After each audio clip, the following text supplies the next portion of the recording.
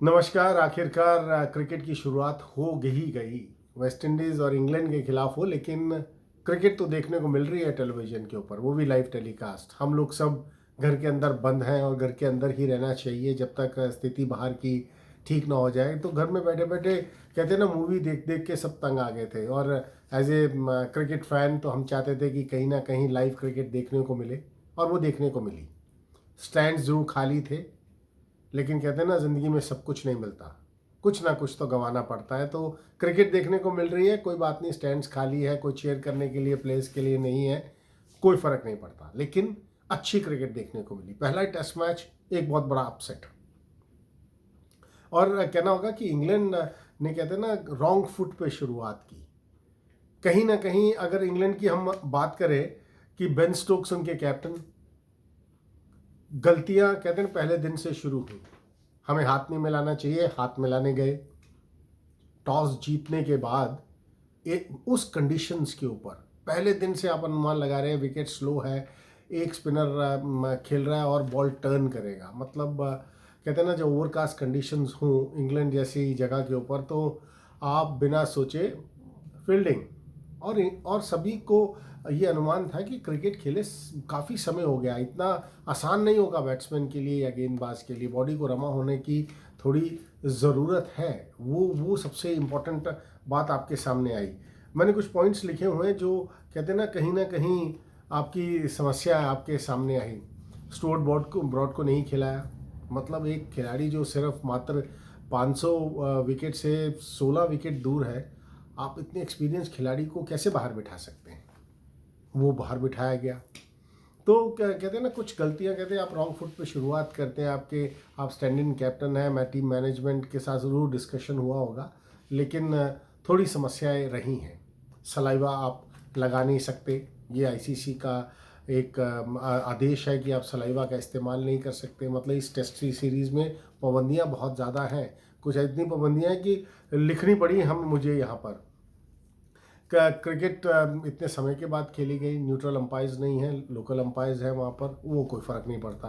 देखिए आजकल तो डीआरएस को भी बढ़ा दिया गया, आपको एक एक्स्ट्रा डीआरएस दिया गया इस इन टेस्ट मैचेस के लिए।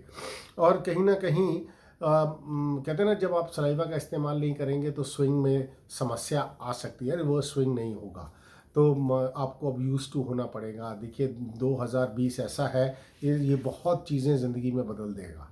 जो हम बहुत लकी हैं जिन्होंने 2019 तक हर चीज़ देखी है। माइट भी 2020 कोविड के बाद ज़िंदगी बिल्कुल अलग हो, जो 2019 में थी वैसी ज़िंदगी आते आते थोड़ा समय लगेगा। वही कहते हैं ना, क्रिकेट पे भी वो लागू होता है।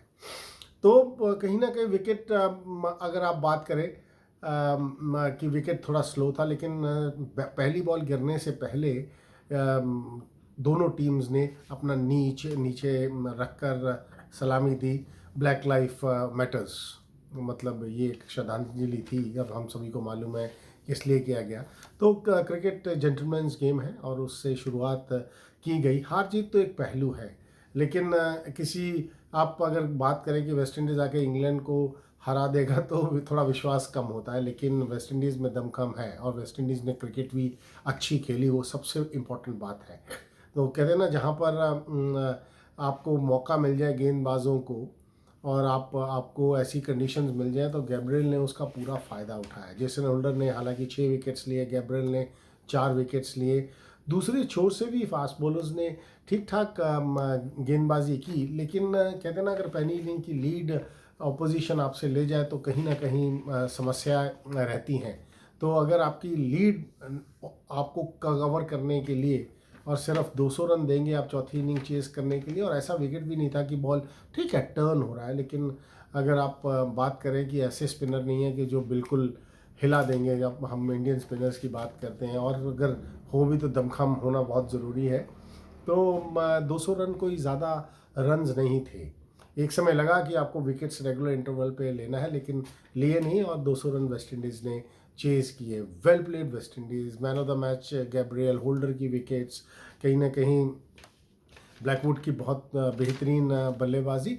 All in all good package अगर मैं कहूँगा तो। टेस्ट मैच हार जीत का फैसला होता है, हालांकि बरसात के बीच में हार जीत का फैसला हुआ, तो अच्छी बात है। तो सबसे इम्पोर्टेंट मैं ये समझता हूँ कि क्रिकेट की शुरुआत होना वो सबसे इम्पोर्टेंट है। अगर हम बात करें कि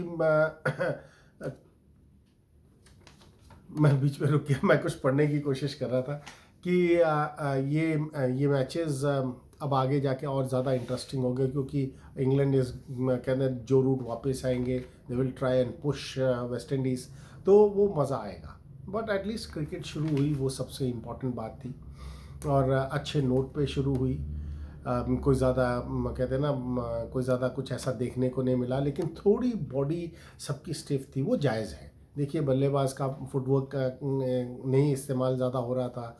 पहली इनिंग में दोनों गेंदबाज ऐसे लग रहे थे कि धीरे धीरे धीरे धीरे कहते हैं ना, जैसे इंजन रेलगाड़ी धीरे धीरे स्टेशन छोड़ती है देन स्पीड पकड़ती है, तो वैसे ही बॉडी ने काम किया।